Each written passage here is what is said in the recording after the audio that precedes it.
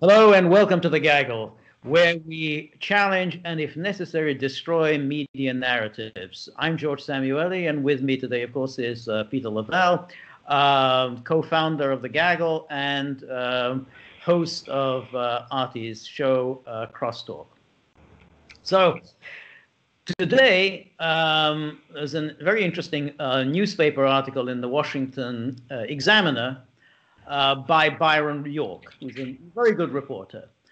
He's a Fox News regular, but nonetheless a very fair, balanced reporter. And he was contrasting the media coverage of James Comey as far as his activities in regard to Hillary Clinton's emails are concerned, with the media attitude towards Comey as far as his interaction with Trump are concerned. And while the media, of course, have no time for Comey in regard to Clinton, there they call him a liar, a cheat, and a usurper. They believe implicitly everything he says about Trump. This is a very bizarre attitude, and it's very pertinent today because, as you know, Showtime is showing a movie that it's made about Comey based on his book. And conveniently 40 some odd days before the election. Convenient 40 some odd days before the election. And so it's a kind of bizarre for this really repugnant creature suddenly to reappear, as we say, 40 days before the election. What do you think?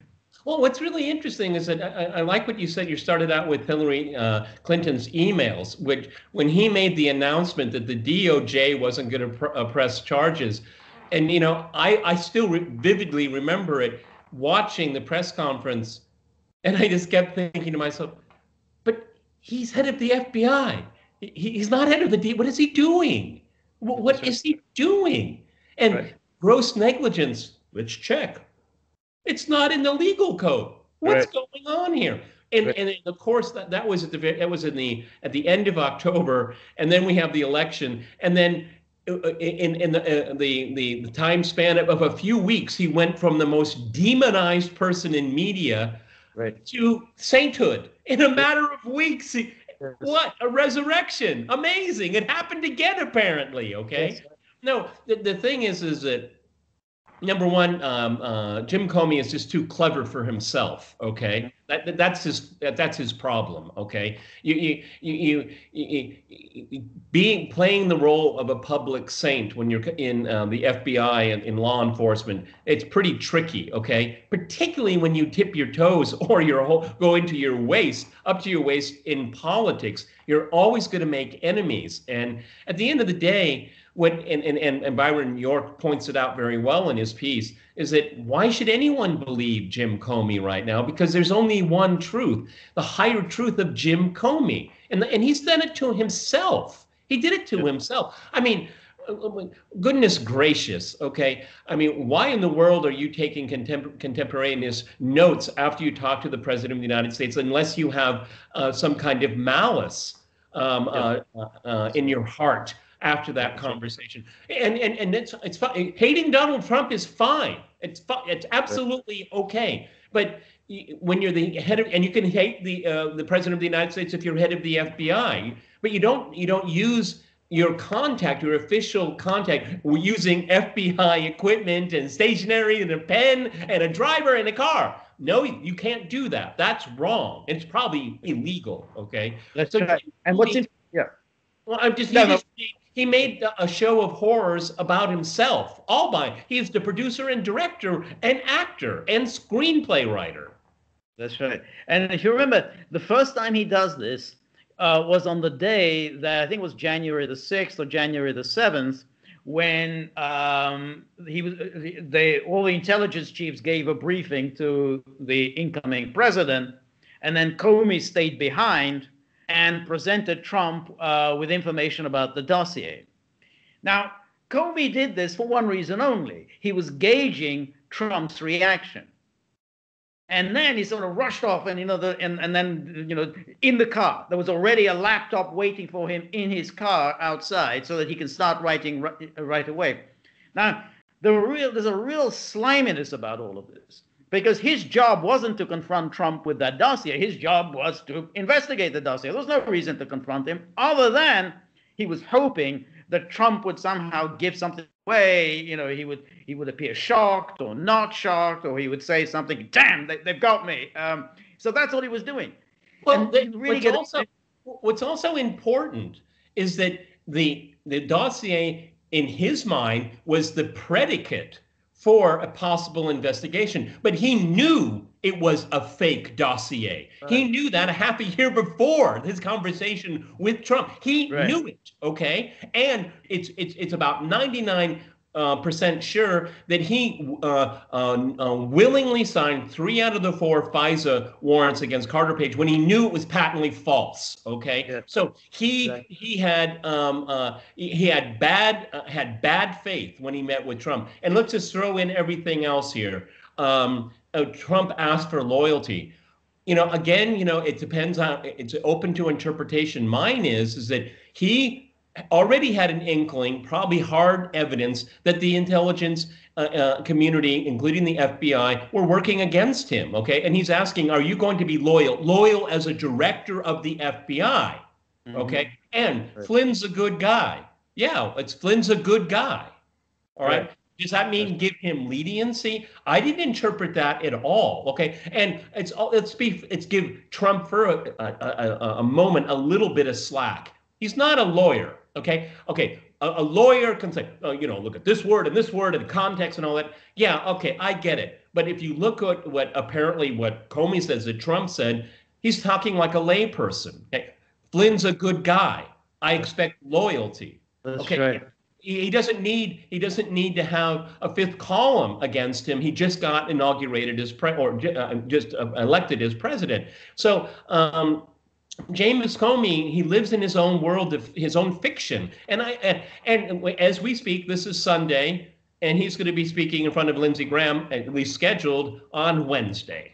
And keep in mind also, apropos of what you said about Flynn, is that Comey knew at that stage that Flynn hadn't lied. It was a nonsense. The FBI agents who interviewed him, including Peter Strzok, did not think that he had lied. They did not talk to him about sanctions. They talked to him about the expulsion of the diplomats. That's all. That's what they asked him. Not once during that interview did the word sanctions come up. Because, of course, he didn't talk about sanctions with Kislyak. So there was no lie. United Nations Security Council resolution on Israel and settlements.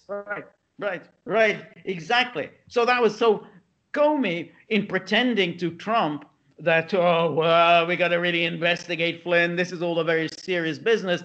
Again, he was lying and misleading Trump and clearly setting him up. I mean, that's what you were saying. He had malevolent intent. His goal was to set Trump up and to destroy him. That's what. And he had no legitimate predicate. This is important, everyone. He did not have a legitimate predicate to go down that path of inquiry. Okay. That is bad faith, okay? And the dossier is fruit from the poisonous tree, okay?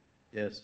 No, that's exactly it. Of course, the role of the dossier was to introduce this into American public life, because Comey, Clapper, Brennan wanted to get that dossier out, because once it got out, once the media had it, and then BuzzFeed published it, that was it. It was out there now, and it would be hanging on the Trump administration for 3 years, because the question is always then, well, none of the dossier has been refuted, as if there was an obligation on the part of Trump to refute the dossier. So repeatedly, the media ran with the story, well, nothing in the dossier has been refuted as yet. So therefore, we have to.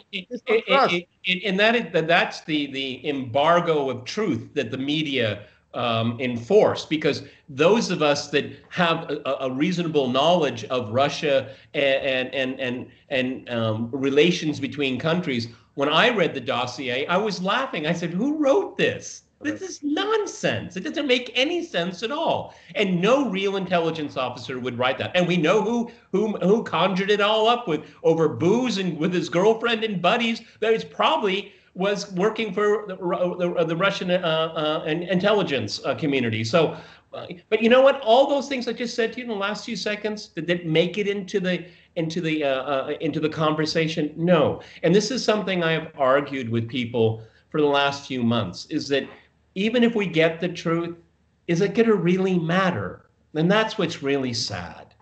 Yes, yes. And as you say, Comey is scheduled to appear before Lindsey Graham's committee. I have no faith whatever in Lindsey Graham's ability or eagerness to get to the bottom of anything. And Comey, as you said, he's a clever person, a very slimy person. You really need a great writer from the past, somebody like Molière or Dickens, to give full vent to this malevolent, unctuous, dishonest person. He will evade questions, as he always does, with his customary thoughtful, I don't know. I can't answer this question in this forum. Yes. Yeah, that's right. And so, he will once again just get away with it and continue to be, to a certain group of people, a hero. Well, the sad thing about it for me, I know we're running out of time here, is that when you look at Chris Wray over at the FBI dragging his feet all of the time, it seems to me that there's a institutional protection. This is institution protection racket. Okay, all sides are willing to go a little bit out on the limb to score a political point, and then they scurry back because they want to protect these institutions because, well, those institutions work for them. Okay, it's like, you know what I mean? They're willing to go just a little bit out on the limb for a political point, but they're not really interested in getting to the bottom of this, okay? Because if they did, we'd have to really disband the FBI because we don't need the FBI, okay? Why? Because it ended up doing stuff like this. That's right. That's right. And what we're getting is that American justice is implacable and relentless against certain people. If you're Roger Stone, the justice system comes after you. You got a SWAT team who descends on you, with machine guns. Because what you're supposed to Lynn or Lynch or you're Hillary Clinton, the world is your oyster. The world is your exactly. So all of those people, we know they lied. We know Samantha Power lied. I mean, there's no question Samantha Power lied about when she was doing the unmasking. No one's coming after Samantha Power. No one's coming after Comey. No one's coming after McCabe. We know they lied. Susan Rice lied on PBS. Okay. Right. Yeah. I remember really well because she answered the question with a double negative. It was like, huh? Yeah, but they lied on the road. They have that. They lied on the road when Samantha Power went before the House Intelligence Committee and said, no, I didn't do any unmasking. We know she unmasked, and yet who's coming after her? No one's going to prosecute Samantha Power. So if you're Flynn, you're Roger Stone, boy, does the justice system come after you. I mean, they are ruthless. You're in Trump's orbit. It's as simple as that. Right. Manafort, bomb. He's down in jail. He's in solitary. Forget it. Yeah. It's really creepy the way the system works. So, so that's why I have no faith at all that the Durham report is going to end up with any kind of indictment. They've got this guy Kleinsmith, and that's it. They got him. Case closed. Case closed. Exactly. All right. Well, thanks very much, Peter. We'll keep an eye on it, but in a very pessimistic frame of mind. And remember, if you like the gaggle, please like, share, and subscribe. See you soon. Bye.